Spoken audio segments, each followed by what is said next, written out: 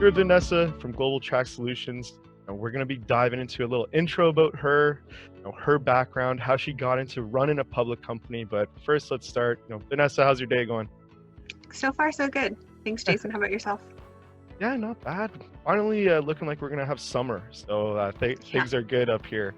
But let's hop into it. We'll start with I guess your background. If you want to kind of kick it off, like, where do you go to school, and kind of take us through your early jobs that the grunt labor and how you kind of got started. Sure, great. So I started out of high school into college at Mount San Antonio College. I did 4 years there. That's where I attained my degree, tied into basically business development. That's what I went in for, accounting and business development. And while I was there, I did a lot of my service learning out at SDSU out in San Diego. So the service learning component of what I did tied everything in for me, from combining business development to my passion of wanting to help the community. And that sort of evolved into working with companies like the American Red Cross, where I managed during Hurricane Katrina and things like that. That sort of evolved into the business aspect of sort of taking lead from a supervision standpoint and understanding how to work with governmental agencies such as FEMA. That sort of evolved me into the legal sector and working on the government side. So I went into the legal sector for about 5 years, worked in finance and accounting there. From there, I went into the public space. So the public markets back in about 2012. I went as a business development manager for a publicly traded NASDAQ company. And there I sort of, went through the hard knocks of learning the public sector and also learning investor and public relations and understanding really what makes a public company a public company. And from that point, I created my own investor and public relations firm. And I started working on companies to really effectively, tell their story and inform from an informative standpoint, right? I think that informing shareholders and having them understand, what it is that they are in fact investing in is very important and key. So that took me to Global. And about 4.5 years ago, I was introduced to Global as a company. And I first began consulting with them to sort of help them to create an identity for themselves.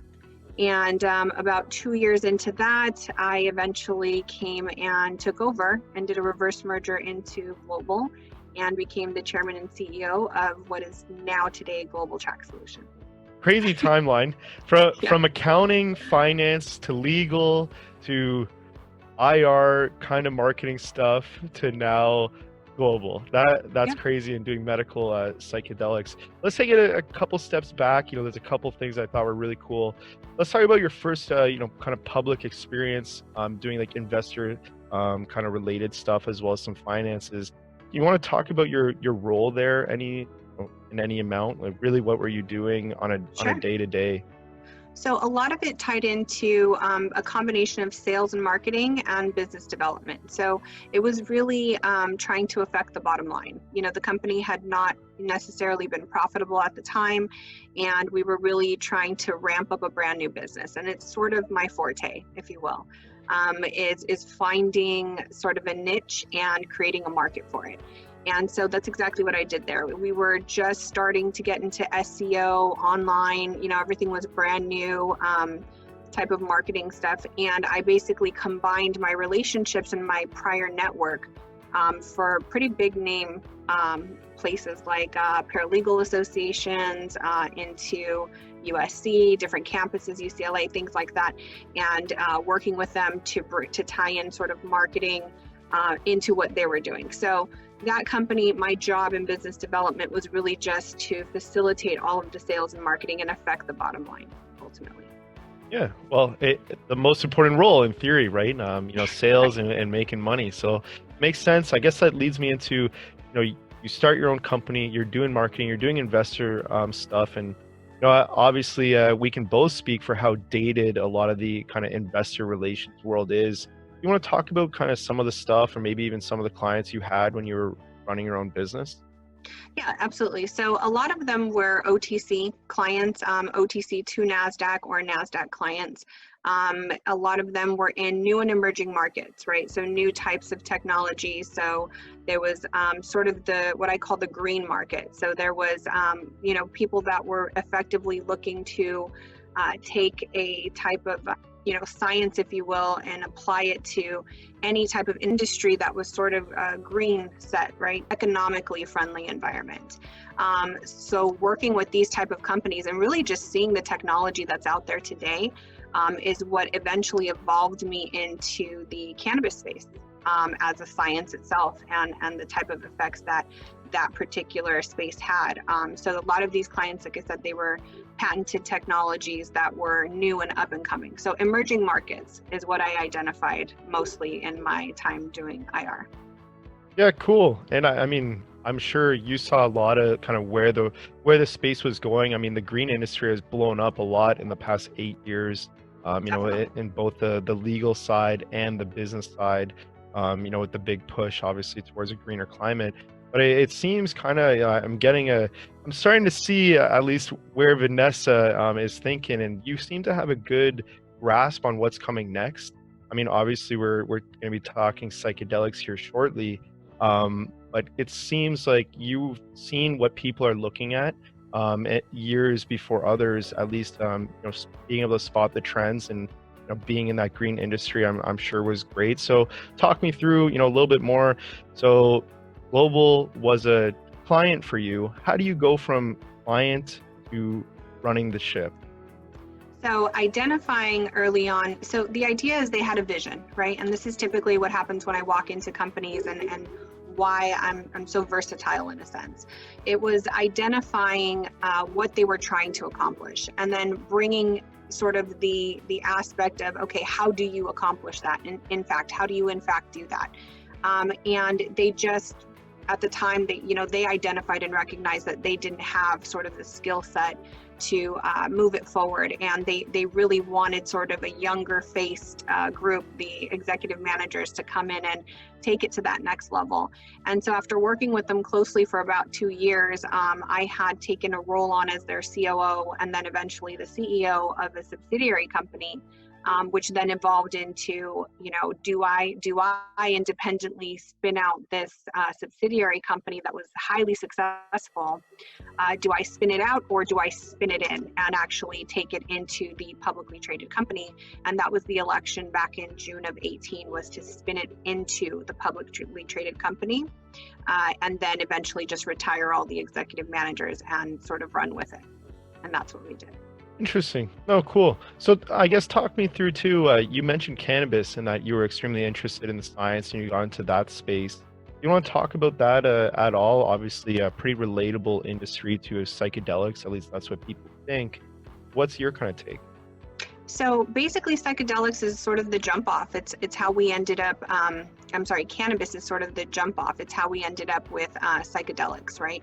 So we've been in that industry for over 5 years. And what it is, and I think from a business savvy standpoint, it's really identifying where the need is, right? In any business, identifying where the consumers are, identifying where the need is. And in this aspect, you have a group of people that were coming into the cannabis industry, building businesses in all facets, and they were servicing a consumer. But there was no one at the time really servicing the businesses. And so that's exactly what we wanted to do, was find the need within that industry in areas such as payment processing, financing, banking was huge, and see if we could fill that need. And that's really what Global had set out to do initially. And so, and we can probably talk more about this, but getting into the psychedelic, it's exactly how you said. It was identifying and being able to see that psychedelics were sort of on the helm of what cannabis was 10 years ago. So it's really seeing the market before it even becomes an emerging market.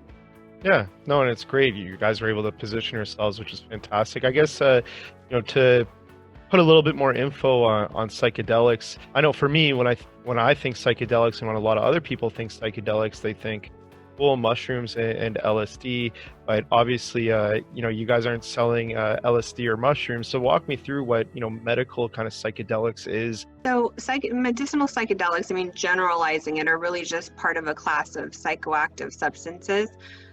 They sort of activate serotonin receptors in your brain, and they affect things like your mood, your cognition, perception, things like that. So it's really any type of psychedelic. So a combination of any, ketamine versus psilocybin or LSD or whatever type of psychedelic class you're referring to, it really is sort of the intro line to an effect, right? And using that effect, it's used to sort of treat things like depression, PTSD, anxiety, and whatever level, whether it's microdosing or whether it's recreational use, as we're more familiar with magic mushrooms type of deal. But either way, just the components to that type of class of psychoactive substances, it sort of has its cause and effect. Cool. Well, thanks for that. Just one step back, talking about kind of what Global was doing before psychedelics, just to give people a taste. Do you want to kind of give the 30 seconds to a minute overview of what the company was doing before psychedelics became the focus? Absolutely. So, and that's really, like I said, the key here is because that's the jump off. We had a subsidiary company, which we still have. It's called Trac, and Trac was the most prominent payment processing company in the industry. So through Trac, we launched government relations initiatives. We really dove into how these cannabis dispensaries were being owned, operated, controlled, managed, and we sort of saw all facets of that. And what we were also able to identify in being the most prominent in the industry was the need for information. A lot of these dispensary owners, although they are owners of a company and a business, they were still lacking in so many areas and had no real resources to discuss, like I said, banking, finance, and things like that. So we really developed our network. We are a trusted name.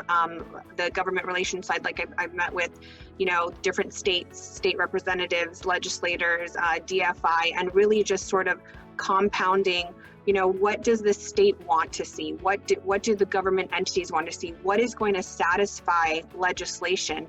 And combine that with, well, what do the dispensary owners need? What do the owners of the business need? And sort of putting that together and sort of being that aggregator in between, that is what Trac is today, sort of a resource marketplace for all of the above. When we started to see psychedelics, as an emerging market, if you will, we said, why wouldn't we apply the same principles in what we have already accomplished on the cannabis side towards psychedelics? Because it really is going to be sort of early stages in its infancy. It's going to face some of the same difficulties that the cannabis industry did, from medicinal to recreational. Very similarly, that's kind of the approach that we said we would take towards psychedelics.